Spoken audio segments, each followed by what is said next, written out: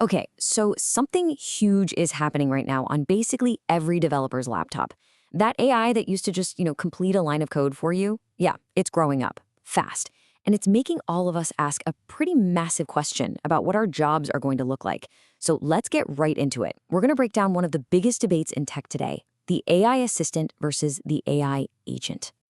So let's get real for a second. That AI coding partner you've got, is it just an assistant or is it basically your new employee? Think about it. Are these tools just helping you out or are they actually starting to take over whole chunks of your workflow? And look, this isn't just about what we call them. This is a huge philosophical split with massive implications for your career. Are you still the coder with a really fancy power tool, or are you turning into a manager of a team of bots? Seriously, the answer to that question is going to define the next 10 years of building software. All right, so why is this all happening now? Why the big push for these super powerful AIs? Well, it's because the way we build software right now, it's kind of broken. Let's be honest. It's a problem every single one of us feels, even if we don't say it out loud. We're stuck in this fragmented world. There's actually some new research from a group called the AI-Driven Developer Ecosystem, or AID, kind of fitting, that puts a finger right on this problem. They found that developers are just drowning in context switching. Just think about your last hour of work. You're in your IDE, then you jump to the terminal, then you're checking a Jira ticket, then a Slack message pops up. Sound familiar? Every single one of those jumps just rips a little hole in your concentration. And all those little holes, they add up to a huge loss in productivity and, let's face it, way more bugs. And I mean, just look at this diagram. This thing captures the chaos perfectly, doesn't it? Building software today isn't some nice, clean assembly line. It's this tangled mess of passing stuff back and forth between different tools, different people, and all that friction, that constant stop and go. That is the exact problem that this next generation of AI is designed to fix. So to tackle this whole fragmentation mess, two big ideas have really come to the forefront, and they're being pushed by the giants, OpenAI and Google. Let's meet the contenders. Okay, so in one corner, you've got OpenAI's approach. Let's call it ChatGPT 5.1 for now. This is all about perfecting the AI assistant, a tool that works with you. And in the other corner, you have Google's vision, powered by something like Gemini 3.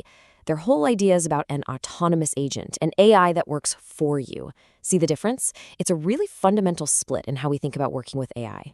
And this right here is probably the best way to think about it. It's a great analogy.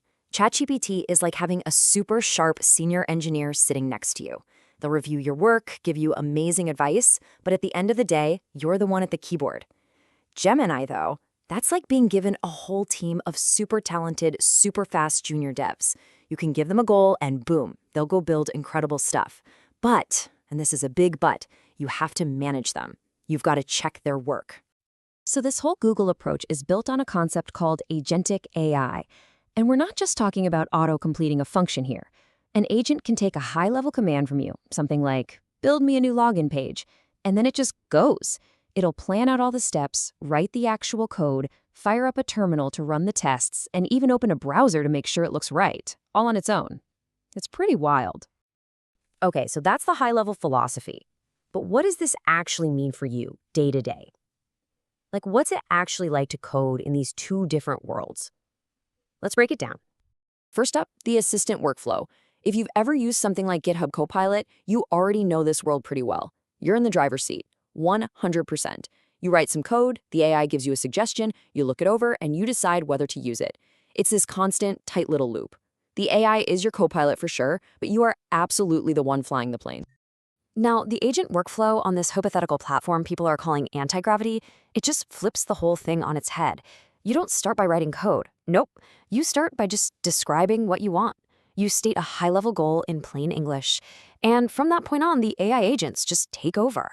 Honestly, your job title pretty much changes from software engineer to AI fleet manager. Okay, but wait, this brings up a massive question, right? How in the world can you trust an AI to just go off and do all that work by itself? And this is where this idea of artifacts comes in, and it's really clever. Instead of making you read through thousands of lines of code to check its work, the agent gives you actual proof you can look at. Things like plans, screenshots of what it built, even little videos of it running the tests. It's all about building trust by showing you the results, not just the code. All right, so we've got the workflows down. Now let's pop the hood and look at the raw power. It's time for a little head-to-head comparison of these AI titans. First, let's talk about context, or basically memory. Gemini 3 is reportedly rocking a 1 million token context window. That is huge. Now, a token is basically a piece of a word. So 1 million tokens? That's like the AI being able to hold 1,500 pages of a book in its head at the same time. For a developer, this is an absolute game changer. It means you can literally feed it your entire code base, and it can see the whole picture. It understands how everything connects, which means its suggestions are going to be so much smarter. This table kind of lays it all out. When it comes to how they think, ChatGPT is more adaptive. It adjusts to your question.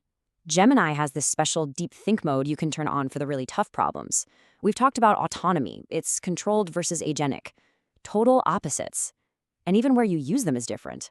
OpenAI's tools plug right into the IDE you already use. Google, on the other hand, is building a whole new playground, a totally AI-first environment. So who's actually winning in terms of raw power?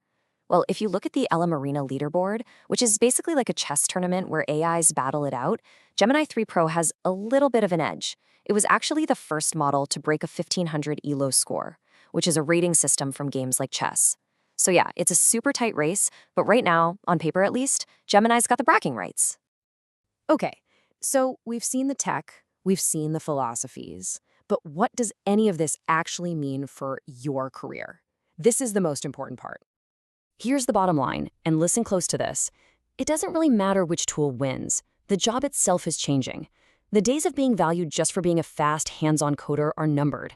The most valuable people in the future are going to be the ones who can act as high-level AI orchestrators. So what does that mean? It means the skills you need to focus on are changing big time. Your value isn't going to be about typing speed anymore. It's about how well you can think at a higher level. Can you do high-level system design? Can you take a massive, complicated problem and break it down into smaller pieces that an AI can handle? And maybe most importantly, can you use your human judgment to look at what the AI built and say, yes, this is good, or no, this needs work? The job is shifting from just doing the work to directing the work. It's becoming way more strategic. And really, that brings us to the final and maybe most exciting idea here. As these amazing tools start to handle more and more of the tedious line-by-line coding, it frees up your brain power to focus on the big picture. So the question for your career is no longer just about how to build something. The AI can handle a lot of the how. The new, more important question is, with all this power at your fingertips, what amazing, world-changing things will you choose to build?